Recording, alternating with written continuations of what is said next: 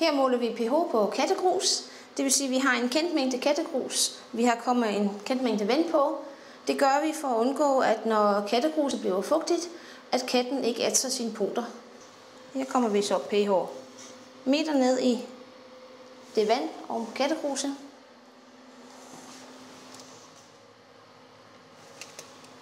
Her måler vi kaffefilter.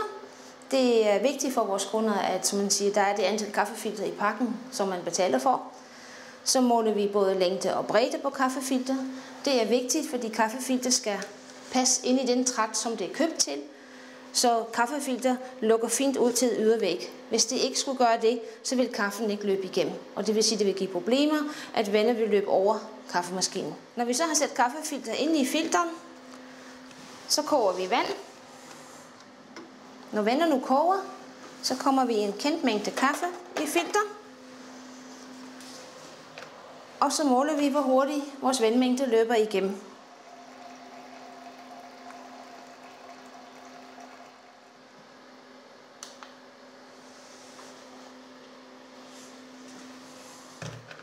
Vi tester vores tefilter.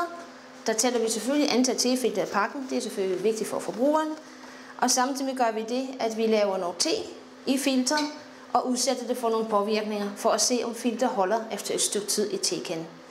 Det gør vi med at tage en kendt mængde te og hælde noget kogende vand på. Herefter lader vi teen stå og trække et stykke tid. Og når så de minutter er gået, så laver vi den test, hvor vi hæver filter op flere gange for at se, om filter revner her ved kanten. Så lader vi teen trække cirka 5-6 minutter igen, og herefter prøver vi en gang til. Hvis filter holder, ikke revner og ikke falder af filterholderen, så har det bestået vores test. Her måler vi opsugningstid på kattegruset, det vil sige, hvor hurtigt væsken forsvinder i kattegruset. Det skal være inden for en vis tidsramme, så ikke når katten står og træder rundt i det, at poterne bliver alt for vådt.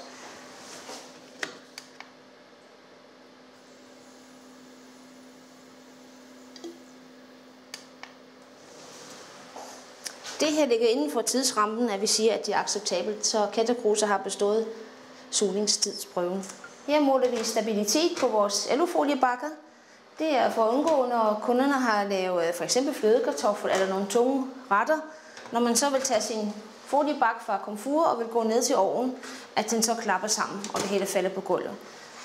Derfor stiller vi et krav til vores aluminiumfoliebakker, at de skal kunne tåle en vis belastning. Det måler vi simpelthen med at fordele nogle kugler.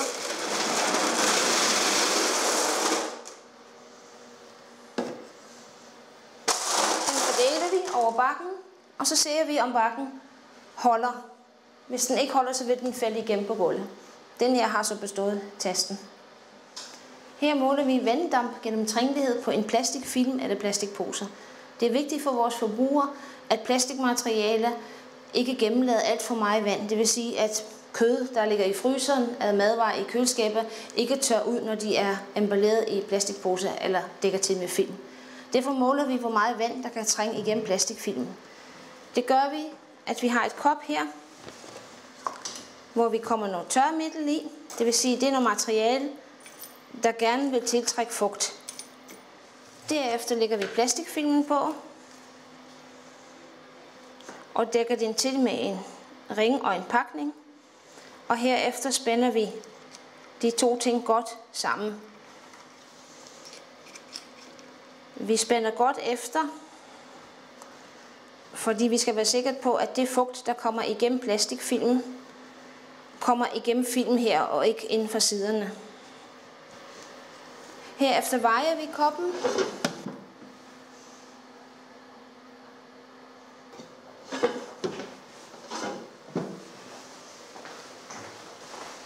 Nu kender vi vægten på koppen og sætter koppen i et kammer med et kendt temperatur og en kendt luftfugtighed. Det vil sige, når vi efter et døgn vejer koppen igen, så kan vi se, hvor meget vand, der er gået igennem plastikfilmen ind i koppen. Og det vil sige, at vi kan se, at vi kan måle hvor meget vand, der er gået igennem plastikposen. Og der kan vi så se, om fryseposene svarer til vores krav.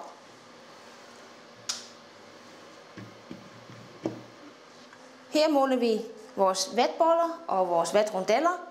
Vi måler den mængde væske, som vatrundellen kan suge op, og samtidig måler vi den tid, som vatrundellen bruger til at opsuge den mængde væske. Det er vigtigt for vores forbrugere, når man for eksempel bruger skin tonic eller vand til at rense med, at det er vigtigt, at væsken går ned i vatten, og samtidig med, at der er en vis mængde væske, der bliver fastholdt.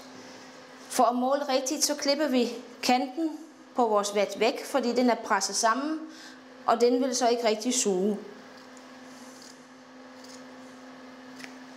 Herefter kommer vi vattet op i en lille tynd kurve.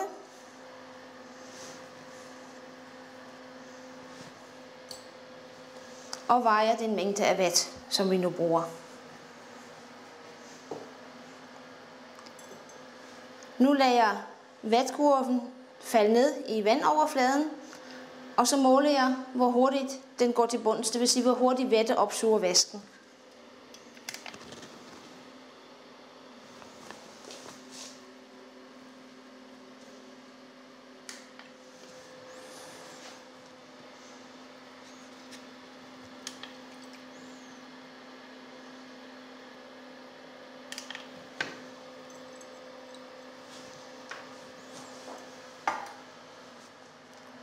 Vi stiller nogle krav til vattet, at det kan beholde en vis mængde vand. Det er en slags kvalitetskrav for at sørge for, at produktet er egnet til det formål, det er købt til. Her måler vi tørstof på hovedsageligt vores rengøringsmidler. Det er for at sørge for, at kunden får det produkt, som de betaler for. Vi kan tjekke, om firmaerne måske kommer for meget vand i. Så her gør vi det, at vi måler tørstof f.eks. på et skyllemiddel. Det gør vi sådan, at vi har en vægt, hvor vi lægger en skål i. Herefter kommer vi en kendt mængde af det flydende rengøringsmiddel på.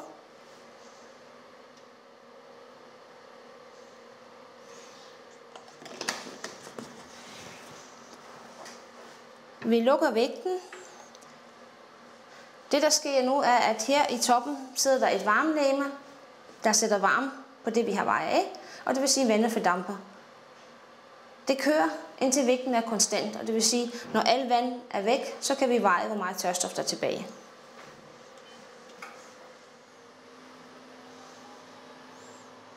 Nu er den så færdig. Den har stået et stykke tid, og vægten er konstant. Så nu kan vi kigge, og det vi kan se, der er tilbage, det er det tørstof, som det produkt indeholder. Og så kan vi så se, om den værdi, vi har fundet her, svarer til den værdi, vi har fået opgivet af fabrikken, der har fremstillet produkter. Og så se, om det stemmer overens, så forbrugeren køber og får den vare, som de nu har købt.